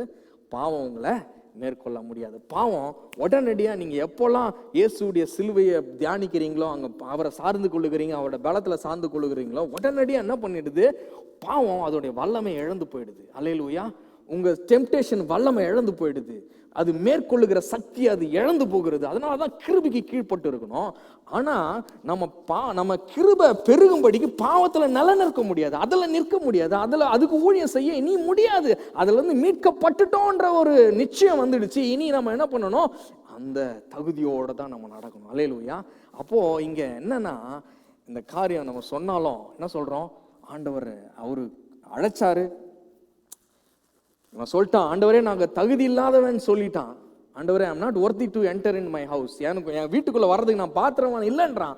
ஆனாலும் ஆண்டவர் இயேசு புறப்பட்ட போது எதை வச்சு போனார்னா, இவரு பார்த்தாரு, இவன் அந்த ஜனத்தை அதிகமா நேசிக்கிறான், இந்த ஜனத்தை அதுக்காக ஒரு ஜப ஆலயத்தை கட்டி கொடுத்துருக்கிறான். அல்லேலூயா. சொல்லுங்க, நம்ம ரட்சிக்கப்பட்டது, எல்லாம் சேர்ந்து சொல்லுங்க, நான் ரட்சிக்கப்பட்டது என்னுடைய நற்செயல்களால் அல்ல, ஆனால் நான் ரட்சிக்கப்பட்ட பின்பு நற்செயல்களை செய்வதற்கே நான் நியமிக்கப்பட்டிருக்கிறேன். புரியுதா? உங்களை நீங்க ரட்சிக்கப்பட்டது நீங்க எதனால ரட்சிக்கப்படலை? நற்செயல்களால ரட்சிக்கப்படலை. ஆனா நற்செயல்களை செய்யும்படிக்கு தான் நீங்க ரட்சிக்கப்பட்டிருக்கிறீங்க. அல்லேலூயா. அதை செய்யறதுக்கு தான் நீங்க ரட்சிக்கப்பட்டிருக்கிறீங்க. அப்போ இயேசுவ மாதிரி அவர் எப்போது நற்செயல்களே செய்து கொண்டிருந்தார். அப்போ நற்காரியங்களே செய்து கொண்டே இருந்தார். அவர் சுகமாக்கினார், ஏழைகளை போஷித்தார், அவர் பாவிகளை மன்னித்தார், அவர் இரக்கம் செய்தார். இதையே அவர் எப்போது நன்மை செய்கிறவராகவே சுற்றி திரிந்தார். அப்போ இன்னைக்கு நாம கூட ரட்சிக்கப்பட்ட பின்பாக அந்த நற்கிரியைகளை ஈடுபட்டுக்கிறோம்.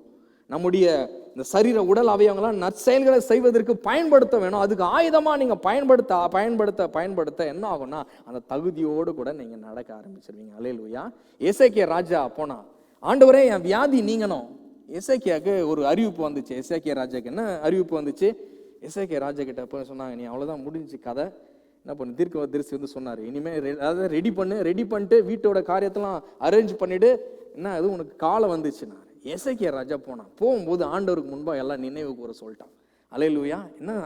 ஆண்டவரே, நான் செய்த எப்படி இந்த விக்கிரகங்களை இந்த தேசத்திலிருந்து அகற்றினோனோ அந்த காரியங்களை கொஞ்சம் நினைத்து கொள்ளுங்க ஆண்டவரே, கொஞ்சம் நினைச்சு கொள்ளுங்க ஆண்டவரே, கொஞ்சம் நினைச்சு கொள்ளுங்க ஆண்டவரே என்று சொல்லி அவன் கேட்க ஆரம்பிச்சிட்டான். அல்லேலூயா. எத்தனை பேருக்கு சொல்றது புரியுதாமே? இன்னைக்கு நாம கூட அந்த நற்கிரியைகளை செய்கிறோம். தபித்தாள்னு ஒரு பெண் இருந்துச்சு.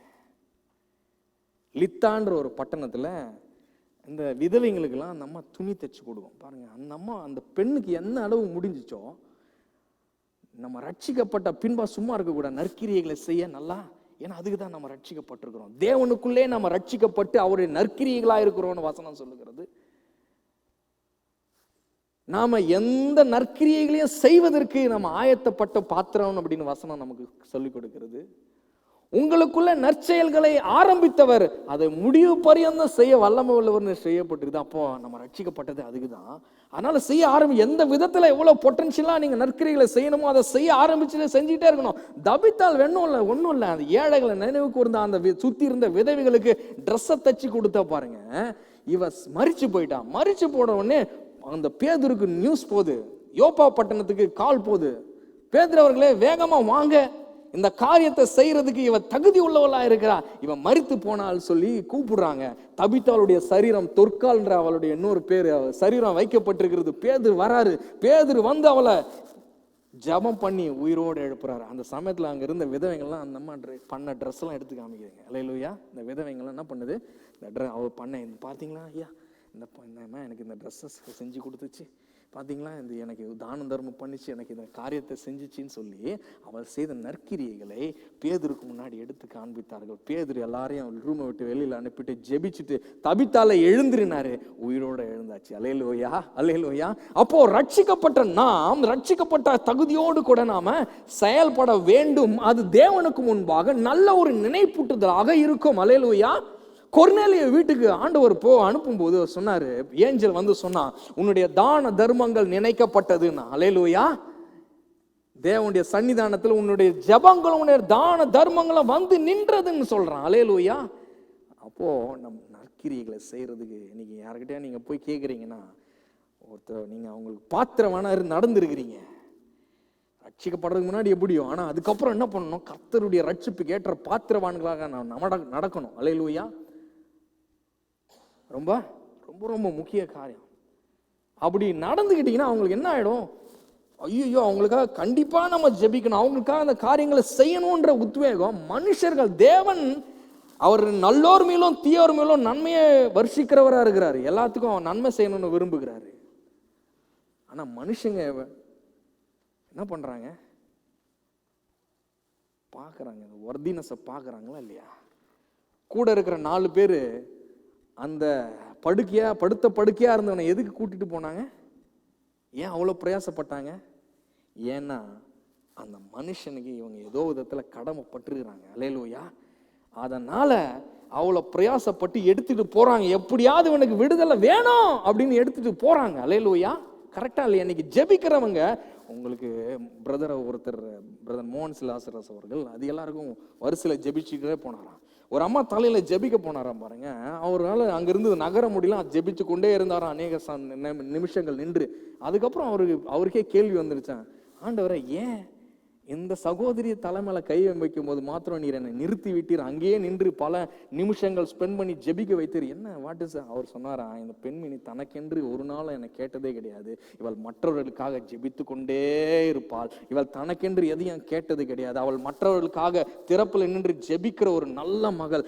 இன்றைக்கு அவள் வியாதிப்பட்டு இருக்கும் பொழுது நீ அவளுக்காக ஜெபிக்கும்படி நான் மனதை ஏவினேன். பார்த்தீங்களா? அல்லேலூயா. தேவனுக்கு முன்பாக நம் நற்கிரியைகள் எப்படி இருக்கணும்? நினைப்பூட்டுதலாக இருக்க வேண்டும். அல்லேலூயா. கைகளை தட்டி ஆண்டவருக்கு மகிமையை செலுத்தலாமா? ஆமென். 3வது காரியம் இதுல பாத்தீங்கன்னா நம்முடைய விசுவாசம். எல்லாம் சொல்லுங்க, விசுவாசம்.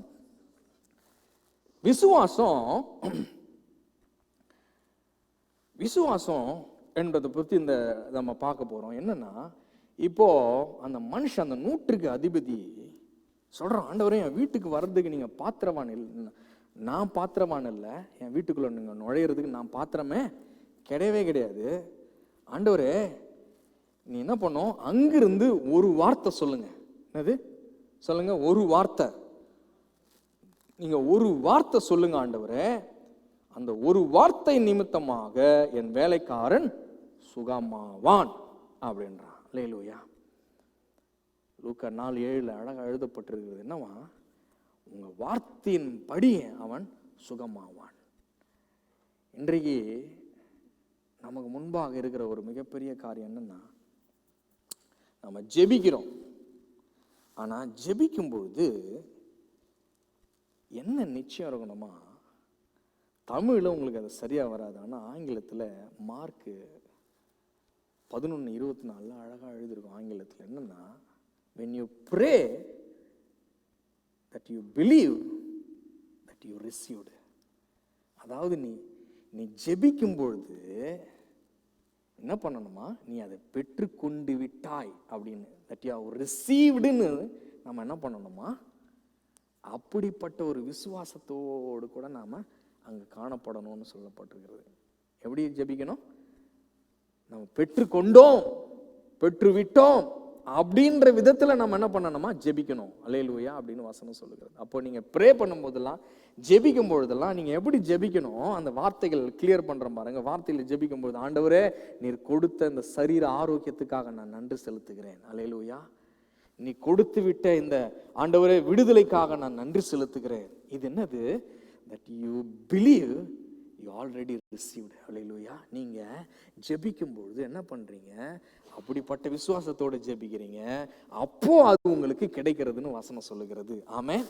அதை தான் இங்கே அவன் சொல்றான், ஆண்டவரே நீ ஒரு வார்த்தை சொல்லும், என் வேலைக்காரன் சுத்தமானான். அல்லேலூயா. அப்போ அந்த வார்த்தையை நம்ம என்ன பண்ணணும், விசுவாசிக்கணும். தேவனுடைய வார்த்தையை நம்ம நம்முடைய வார்த்தையா எடுத்து பேசணும். ரெண்டாவது, நாம அப்படிப்பட்ட ஜெபம் செய்யணும். என்ன மாதிரி ஜெபம், ஆண்டவர் அந்த விடுதலையை கொடுத்து விட்டார் அப்படின்ற ஒரு ஜெபம் நாம செய்யணும். அல்லேலூயா. சரி, இப்போ இந்த காரியங்களை அவன் சொல்றான். என்னென்ன சொல்றான், ஆண்டவரே நீர் இப்படி ஒரு வார்த்தை சொல்லும். ஏன்னா அந்த அதிகாரம் எப்படி செயல்படுதுன்னு எனக்கு நல்லா தெரியும். ஒருத்தனை போன்னு சொன்னா அவன் போறான், ஒருத்தனை வான்னு சொன்னா அவன் வரான், இதை செய்யன்னு சொன்னா அவன் செய்யறான். அதே மாதிரி தான் நீங்க ஒரு வார்த்தை சொன்னா என்னுடைய சர்வன்ட்டோடைய சரீரத்தில் இருக்கிற உடல் உறுப்புகளும் என்ன பண்ண போகுது, செயல்பட போகுது அப்படின்னு சொல்லி அவன் அந்த வார்த்தையை சொல்லுகிறான் பாருங்க. அல்லேலூயா. அப்போ இன்னைக்கு கோ அப்படின்னு சொன்னா அது போகணும், கம் அப்படின்னு சொன்னா அது வரணும், செய்யன்னு சொன்னா அது செய்யணும். அப்போ அந்த உடல் உறுப்புகளை பார்த்து நீங்க என்ன சொல்லலாம், உங்களுடைய ரத்த நாளங்கள் நீங்க பார்த்து சொல்லலாம். என்னது, எல்லா உடல் ரத்த நாளங்களிலும் இயேசுவின் ரத்தமாய் அது மாறட்டும், அது உடம்புல எங்கோ கடந்து செல்லட்டும் அப்படின்னு நீங்க சொன்னீங்கன்னா இட் வில் கோ. அல்லேலூயா. வா, ஆரோக்கியம், நல்ல ஜீவன், சுகம் இயேசு நாமத்துல கடந்து வா அப்படின்னு சொன்னா அது நம்ம சரீரத்துக்கு வரணும். நம்முடைய சரீரம் அதுக்கு என்ன பண்ணணும், அந்த அதிகாரத்துக்கு கீழ்ப்படிந்து நடக்கணும். இதை செய் அப்படின்னா, இந்த சரீரத்தின் உடல் உறுப்பே நீ மறுரூபப்படு, மீண்டும் 100% இயங்கும் தன்மையை பெற்றுக்கொள் இயேசுவின் நாமத்திலேனா அது அதை செய்யணும். அல்லேலூயா. எத்தனை பேருக்கு புரியுது? அல்லேலூயா. அப்போ நீங்க இப்படி பேச ஆரம்பிக்கும். உங்க சரீர உடல் உறுப்புகள் இப்படி கீழ்ப்படுத்தப்பட்டிருக்கிறதை நீங்க உணர்ந்து கர்த்தராகிய இயேசு கிறிஸ்துவின் கிருபையால நீங்க என்ன பண்ணணும், வெற்றியை பெற்றுக்கொள்ள வேண்டும். நம்ம இந்த இருக்கிற அந்த கடைசி நிமிஷங்களில் ஒரு முக்கியமான காரியத்தை நம்ம அப்படியே நம்ம பார்த்துட்டு நம்ம என்ன பண்ண போறோம், நம்ம ஜெபிக்க போகலாம். அல்லேலூயா. கடைசியாக ஒரு காரியம்னா, இந்த லூக்கா புத்தகத்துல அடுத்து ஒரு காரியம் எழுதப்பட்டிருக்கிறது. என்னன்னா, இங்க ஆண்டவர் அங்கு அடுத்த பாயிண்ட் ஆண்டவர் என்ன பண்றாரு, லூக்கா 4:12-13 அதை நம்ம ஸ்கிரீன்ல போடுவோம். லூக்கா 4:12-13 அதை நம்ம பார்ப்போம். அதற்கு இயேசு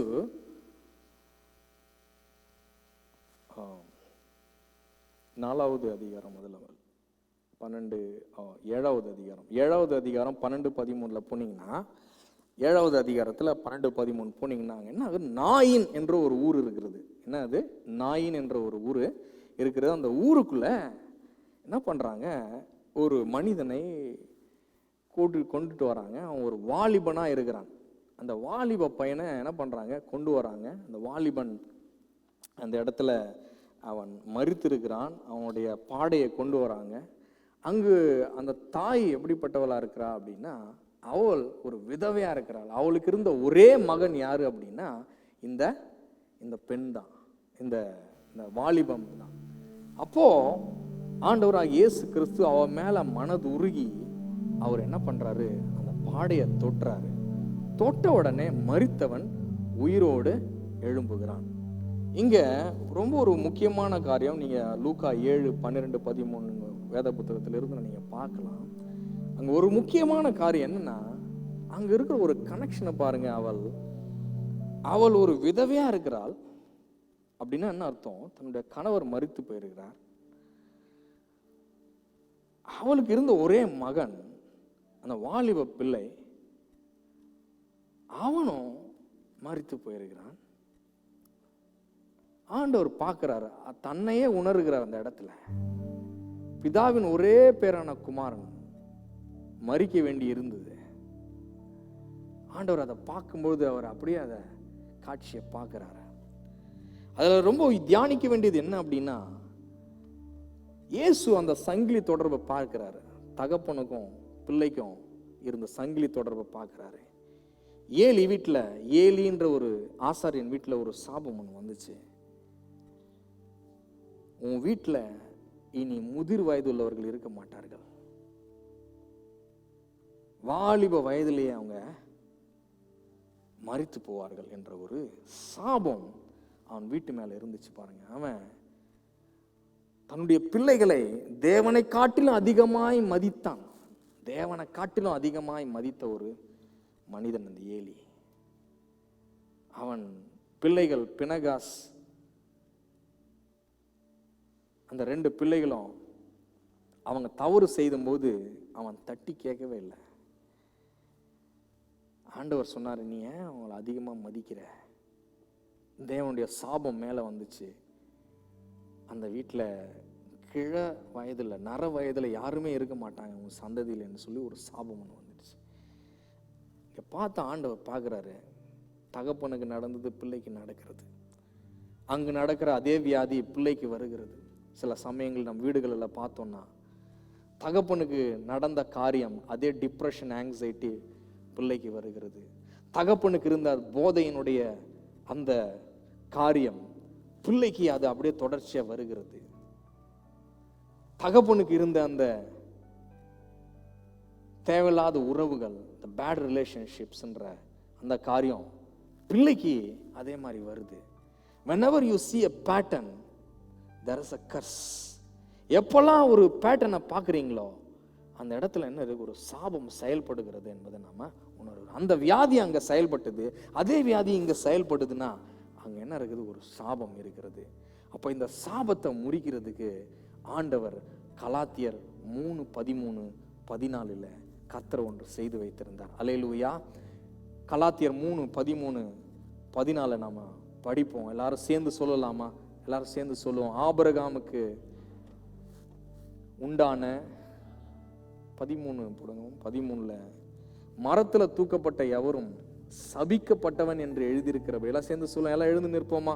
கொஞ்ச நேரத்துல முடிச்சிட போறோம். எல்லாம் எழுந்து நின்று, மரத்துல தூக்கப்பட்ட எவனும் சபிக்கப்பட்டவன் என்று எழுதியிருக்கிறபடி கிறிஸ்து நமக்காக சாபமாகி நியாயப்பிரமாணத்தின் சாபத்திற்கு நம்மை நீங்களாக்கி மீட்டு கொண்டார்.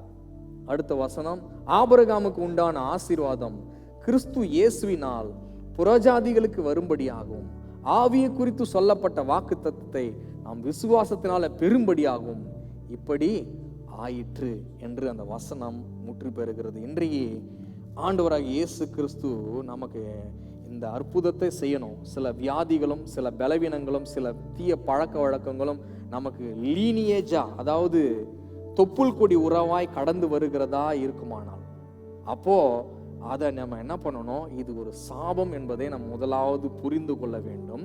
அப்படி புரிந்து கொள்வதோடு கூட நிறுத்தாமல் நாம இந்த கலாத்தியர் 3:13-14 நாங்க என்ன பண்ணணும்? நம்ம அறிக்கை செய்து, இதுல முக்கியமான ஒரு காரியம் இருக்கிறது. என்னன்னா, ஆபிரகாமுக்கு உண்டான ஆசீர்வாதம் நமக்கு வரும்படியாக இயேசு கிறிஸ்து அதை அப்படி செய்தார். அப்படின்னா என்ன அர்த்தம்? அப்படின்னா, விசுவாச சந்ததியார் யாவரும் ஆபிரகாமின் பிள்ளைகளாக மாற்றப்பட்டிருக்கிறோம் என்று வசனம் சொல்லுகிறது. என்னது?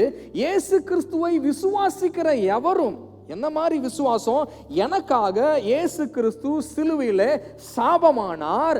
அவர் என்னுடைய எல்லா சாபங்களையும், என்னுடைய பரம்பரையாக வருகிற சாபங்களை இயேசு கிறிஸ்து சிலுவையிலே அவர் முறியடித்து இருக்கிறார் என்ற ஒரு அப்படிப்பட்ட ஒரு விசுவாசம். அந்த விசுவாசத்தின் அடிப்படையில் எல்லாரும் ஆபிரகாமுடைய பிள்ளைகளாக நாம மாற்றப்பட்டு இருக்கிறோம். தேவனுடைய பிள்ளைகளாக நாம மாற்றப்பட்டு இருக்கிறோம். அந்த இடத்துல என்ன நடக்குது அப்படின்னா, our lineage has been transformed, changed. அதாவது நம்முடைய மரபு மாற்றப்படுகிறது. எல்லாம் சொல்லுங்க, நம்முடைய மரபு மாற்றப்படுகிறது. நம்முடைய தொப்புள் கொடி உறவு மாற்றப்படுகிறது. என்ன அப்படின்னா, நமக்கும் நம்முடைய மாம்சீக தகப்பனுக்கும் உண்டாயிருந்த அந்த உறவிலிருந்து கர்த்தர் நம்மை வெட்டி எடுத்து தேவனுடைய பிள்ளையாக நம்மை அபிஷேகம் பண்ணுகிறார். எப்படி ஆபிரகாம் தேவனை விசுவாசித்தானோ அப்படிப்பட்ட விசுவாசம் ஆண்டவர் ஆபிரகாம் அழைக்கும் போது அவனை புறஜாதியாரா இருந்த இடத்துல இருந்து அழைச்சார். அவன் நம்பி அவர் எனக்கு பலன் கொடுப்பார், அவரை நம்பி போகிறேன்னு சொல்லி அவன் நம்பி வந்தான். இன்னைக்கு கூட நம்ம கிறிஸ்துவின் மேல நம்பிக்கையில் நம்ம கடந்து வரும் பொழுது, இயேசு எனக்காக சிலுவையில் சாபமானார் என்று நம்பி வரும் பொழுது, நம்ம என்ன பண்ணுகிறோம்? ஆபிரகாமை போல விசுவாச மார்க்கமாய் மாற்றப்படுகிறோம். நம்முடைய சந்ததி விசுவாச சந்ததியாய் மாற்றப்படுகிறது. நம்முடைய தகப்பன் பெயர் என்னவா மாற்றப்படுகிறது? இயேசு கிறிஸ்து என்று மாற்றப்படுகிறது. நாம் எல்லாரும் அந்த விசுவாச மார்க்கத்தாராய் மாற்றப்படுகிறோம். அப்போ அப்படிப்பட்ட மாற்றுதல் வந்ததுனால இனி அந்த தொப்புள் கொடி, நம்முடைய மாம்சீக தொப்புள் கொடி உறவு அறுக்கப்பட்டு இந்த தேவனுடைய தொப்புள் கொடி உறவு நமக்கு உண்டாகிறது. ஆகையினால இனி பழைய பாவ மனுஷனுடைய சுபாவங்களோ, பழைய பாவ மனுஷனுடைய செயல்களோ, அந்த மனுஷனுடைய பழைய பாவ மனுஷனுடைய அடிக்ஷன்ஸ்களோ, பழைய பாவ மனுஷனுடைய மரணங்களோ, பழைய பாவ மனுஷனுடைய வியாதிகளோ இனி நம்மை தொட முடியாது. எத்தனை பேருக்கு விளங்குகிறது? கரங்களை உயர்த்தி கண்களை மூடி நாம ஒவ்வொருவரும் எப்படி நம்ம பழைய பாவ சம்பந்தத்திலிருந்து, தொப்புள் கொடியிலிருந்து அறுக்கப்பட்டு நாம புதிய தொப்புள் கொடி சம்பந்தமாகிய கிறிஸ்துவுக்குள்ளே இணைக்கப்பட்டு இருக்கிறோம், எப்படி நம்முடைய மரபு மாற்றப்பட்டு இருக்கிறது என்பதை நினைவு கூறுங்கள். அல்லேலூயா. நீங்க விசுவாச சந்ததியா மாற்றப்பட்டுட்டீங்க. உங்க சந்ததி பேரே இனி விசுவாச சந்ததி என்று அழைக்கப்படுகிறது. அப்படி ஆண்டவர் அந்த ஆபிரகாமுக்கு சொன்ன அந்த ஆசீர்வாதம், இந்த சந்ததிக்குள்ளே சகல ஜாதிகளும் ஆசீர்வதிக்கப்படும் சொன்ன அந்த ஆசீர்வாதம் நமக்குள்ள வந்து விடுகிறது. நம்ம சந்ததி மாற்றப்பட்டு விட்டபடியால். அல்லேலூயா. ஒருவேளை நீங்க உங்க பிள்ளைக்காக இருந்தீங்கன்னா பிள்ளைக்காக நீங்க ஜெபிக்கலாம். ஒருவேளை நீங்க வேற என்ன உங்களுடைய அறியாமல் இருக்கிற தாய் தகப்பனுக்காக ஜெபிக்கணும்னா ஜெபிங்க. உங்க கணவருக்காக நீங்க ஜெபிக்க போறீங்க, மனைவிக்காக நீங்க எப்படி ஜெபிக்கணும்னா நீங்க ஜெபிங்க. அதை விசுவாசிங்க.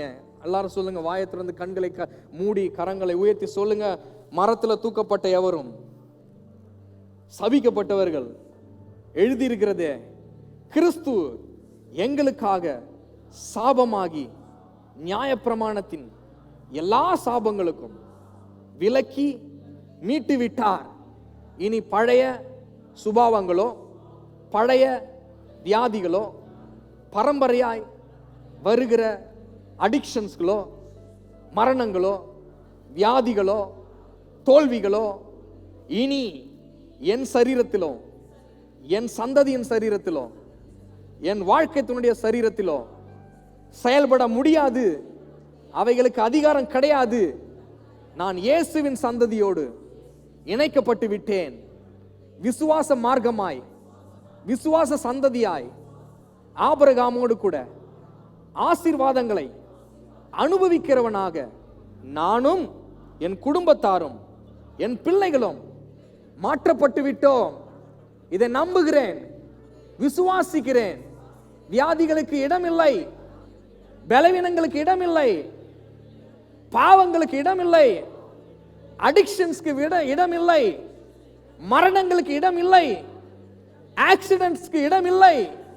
இயேசுவின் நாமத்தினாலே, இயேசுவின் இரத்தத்தினாலே நான் புதுப்பிக்கப்பட்டிருக்கிறேன். நான் இயேசுவின் சந்ததி.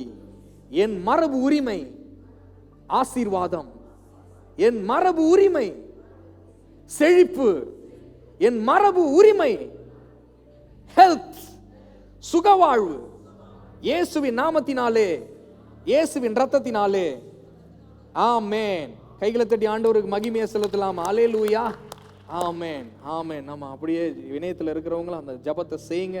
நம்ம எல்லாரும் சேர்ந்து ஜெபித்து முடிப்போம். கர்த்தாவே உம்மை உயர்த்துகிறோம், ஸ்தோத்திரிக்கிறோம். பிள்ளைகள் இன்றைக்கு அறிக்கை செய்தது போல, ஆண்டவரே ஸ்தோத்திரம் அப்பா. ஆண்டவரே, கிறிஸ்துவின் தகுதி, ரட்சிக்கப்பட்ட தகுதி, விசுவாச தகுதி, ஆண்டவரே ஸ்தோத்திரம். இயேசு கிறிஸ்து எங்களுக்கு மரபுரிமையை மாற்றின தகுதி, இந்த எல்லா தகுதியின் அடிப்படையிலும் என்று தியானித்த இந்த வார்த்தைகளின்படி பிள்ளைகள் வாழ்க்கையில விடுதலையையும் ஆரோக்கியத்தையும், ஆண்டவரே சுக வாழ்வையும், மரணத்திலிருந்து வெற்றியையும் நீர் கொடுத்து விட்டீர். அதை நான் விசுவாசிக்கிறேன்.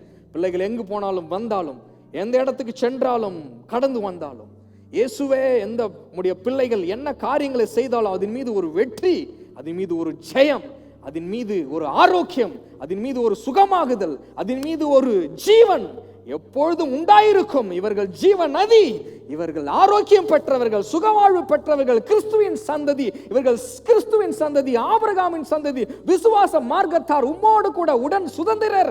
எல்லா ஆசீர்வாதங்களை அனுபவிக்க உடன் சுதந்திரர்கள் ஆக்கப்பட்டிருக்கிறார்கள். நான் அபியாசப்படுத்துகிறேன். எல்லா சத்துடைய கிரியைகளை உடைக்கிறேன். சாப கிரியைகளை அப்புறப்படுத்துகிறோம். இயேசுவின் இரத்தத்தினாலும் இயேசுவின் வல்லமையினாலும் அவைகள் சிலுவையில் முறியடிக்கப்பட்டதை நானும் அங்கீகரித்து உடைய பிள்ளைகள் வாழ்க்கையில இப்பொழுதே அதை நான் பேசுகிறேன். இணையத்தில் பார்க்கிறவர்கள் வாழ்க்கையில் அதை அப்படியே நான் அபியாசப்படுத்துகிறேன். இயேசுவின் நாமத்தில் there is no death, there is no addiction, there is no accidents.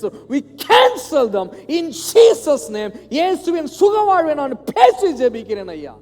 இயேசுவின் நாமத்தினாலே, இயேசுவின் ரத்தம் தெளித்து பிள்ளைகள் மீது நான் ஜெபிக்கிறேன் ஐயா. ஓ, உம்முடைய ஆவியை கொடுத்து அப்பா பிதாவேன்னு அழைக்க சொல்லிட்டீரே. இவங்க உம்முடைய சந்ததி அப்பா, உம்முடைய ஆவியை பெற்றவர்கள், இவர் உம்முடைய பிள்ளைகள் ஐயா. ஓ, இவர்கள் உம்முடைய பிள்ளைகள். இயேசுவின் நாமத்தினாலே பிள்ளைகளுடைய அப்பமாகிய சுகவாழ்வு, பிள்ளைகளின் அப்பமாகிய ஆரோக்கியம், பிள்ளைகளின் அப்பமாகிய ஜீவன் இவர்கள் என்றென்றைக்கும் அனுபவிக்கட்டும். இயேசுவின் நாமத்தினாலே இவர்களை ஆசீர்வதிக்கிறோம் அப்பா. எல்லாம் கரங்களை உயர்த்தி பிதாவாகிய தேவனுடைய அன்பும் கர்த்தராகிய இயேசு கிறிஸ்துவின் கிருபையும் பரிசுத்த அந்யோன்ய ஐக்கியம் நம் அனைவரோடும் கூட இன்றைக்கும் என்றென்றைக்கும் உள்ள சதா காலங்களில் நிலைத்திருப்பதாக. ஆமென். கைகளை தட்டி ஆண்டவருக்கு மகிமை செலுத்துவோம். மீண்டும் அடுத்த வாரம் நம்ம சந்திப்போம். Thank you so much.